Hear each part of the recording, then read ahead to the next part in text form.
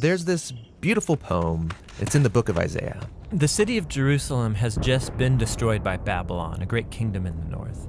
And all of these Jewish people, they've been sent away into exile, but a few remained in the city. And they're left wondering, what just happened? Has our God abandoned us? Right, because Jerusalem was supposed to be the city where God would reign over the world to bring peace and blessing to everyone. Now, Isaiah had been saying that Jerusalem's destruction was a mess of Israel's own making. They had turned away from their God, become corrupt, and so their city and their temple were destroyed. Yeah, everything seems lost. But the poem goes on. There's a watchman on the city walls, and far out on the hills we see a messenger, and he's running towards the city. He's running and he's shouting, "Good news!"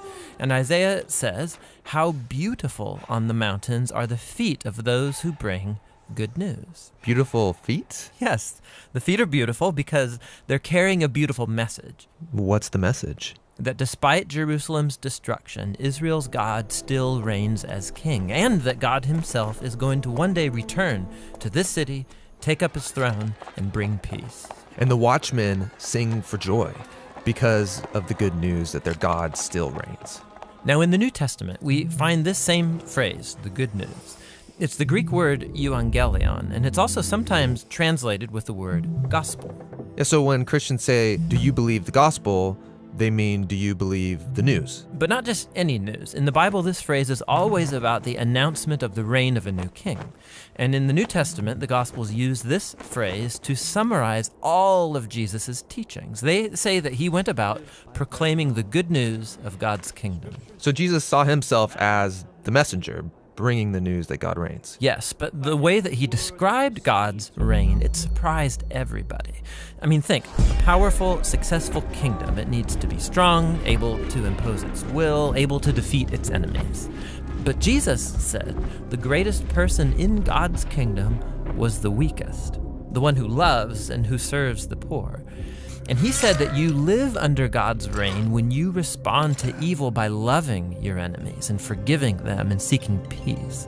This is an upside-down kingdom. Now, Jesus also said that this kingdom was arriving with him. Yeah, so for example, there's this really interesting story where there's a high-ranking Roman officer, and he comes to Jesus begging him to heal his servant. And he even calls Jesus his Lord, acknowledging that Jesus is his authority. Jesus praises this man for recognizing what no one else yet had, that not only was Jesus announcing God's kingdom, he was the king. And so the word gets out that this Jewish man from Galilee is talking and acting like he's the king of Israel. He's appointing 12 disciples, which are an image of Israel's 12 tribes.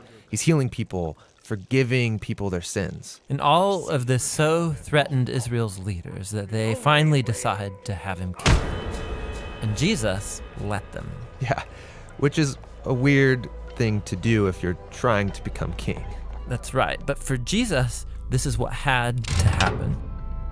Jesus saw the sin and the devastation of his people Israel as just one small part of the entire human condition.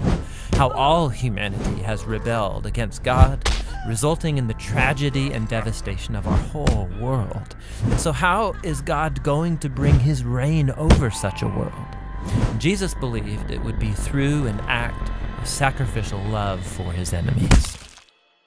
This is why in the Gospels, Jesus' crucifixion is depicted as his enthronement as the King of the Jews. Yeah, he receives a crown. He also receives a robe. He's exalted up, not onto a throne, but onto the cross. How beautiful are the feet that bring good news. And the good news now is that Jesus has defeated death and that he reigns as king, that he's dealt with our sin and corruption himself, and that he's conquered it with his life and with his love.